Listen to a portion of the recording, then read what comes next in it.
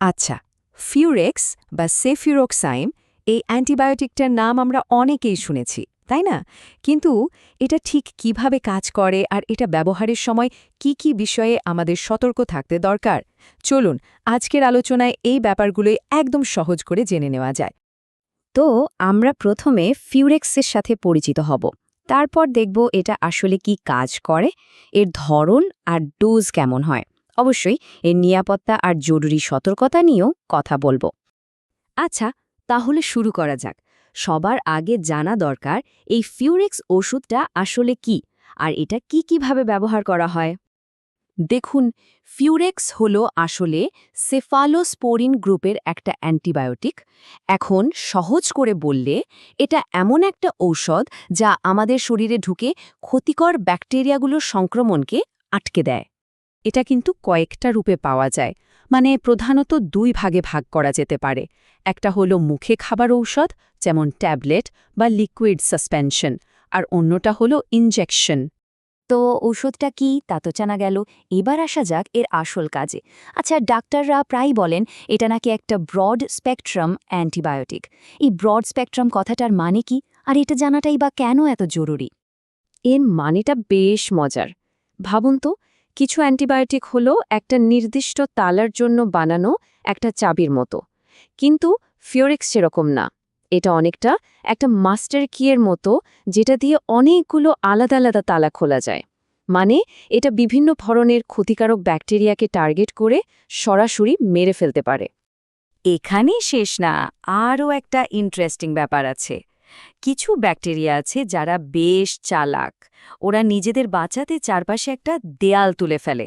ফিউরেক্সের ক্ষমতা হলো ও সেই দেয়ালটাও ভেঙে ফেলতে পারে। এমনটা কিন্তু অনেক অ্যান্টিবায়োটিকই পারে না। আর এ কারণেই এর কাজের পরিধিও কিন্তু অনেক বড়।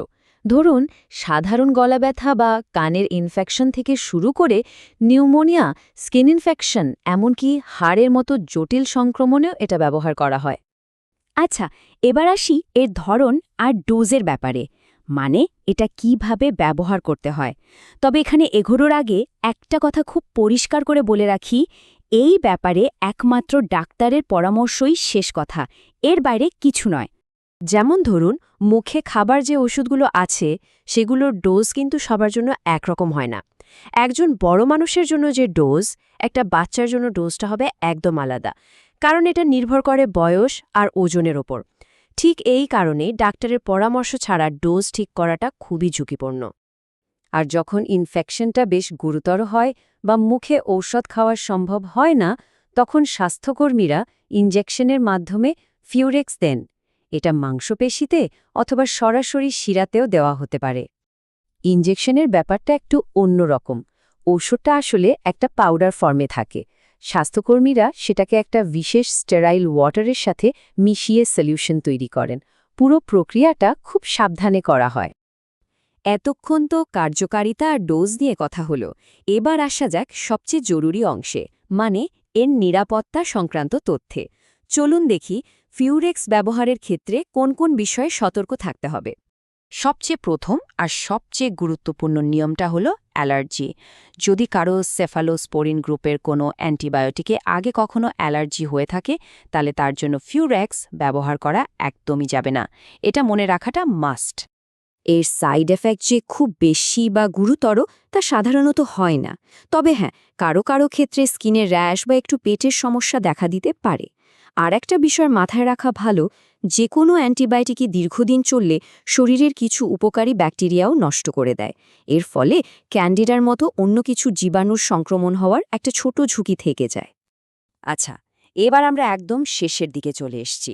চলুন এমন কয়েকটা বিশেষ পরিস্থিতির কথা জেনে নিই যখন ফিউরেক্স ব্যবহারের ক্ষেত্রে একটু বেশি সাবধান থাকতে হয়। এর মধ্যে সবচেয়ে কমন আর জরুরি প্রশ্নগুলোর একটা হলো, গর্ভাবস্থায় বা বাচ্চাকে দুধ খাওয়ানোর সময় ফিউরেক্স নেওয়াটা কি নিরাপদ? দেখুন, গাইডলাইন যা বলছে তা হল প্রেগন্যান্সির সময় একমাত্র যদি খুব বেশি দরকার হয় তবেই এটা ব্যবহার করা উচিত। আর ব্রেস্ট ফিডিংয়ের ক্ষেত্রেও সাবধানতা নিতে বলা হয়, কারণ এই ওষুধটা মায়ের দুধের মাধ্যমে বাচ্চার শরীরে যেতে পারে। এছাড়াও আরও কিছু বিষয় আছে, যেমন যারা খুব পাওয়ারফুল ডায়ুরেটিক বা জল বের করার ওষুধ খান বা যাদের আগে কোলাইটিসের মতো সমস্যা ছিল তাদের ক্ষেত্রেও সাবধানে ব্যবহার করতে হবে। এমনকি যাদের পেনিসিলিনে অ্যালার্জি আছে তাদেরও কখনো কখনো একটা ক্রস রিয়াকশন হতে পারে। তাই সব তথ্য ডাক্তারকে জানানোটা খুব জরুরি। তো এত সব আলোচনার পর মূল কথাটা কি দাঁড়ালো? সবচেয়ে জরুরি যে বার্তাটা আমাদের সবার মনে রাখতে হবে সেটা হলো এই যে রেজিস্টার্ড চিকিৎসকের পরামর্শ মোতাবেক ঔষধ সেবন করুন। দিন শেষে যে কোনো ঔষধের ক্ষেত্রেই এই একটাই নিয়ম, কারণ সঠিক তথ্য আর বিশেষজ্ঞের পরামর্শই কিন্তু আমাদের সুস্থ থাকার সবচেয়ে বড় উপায়।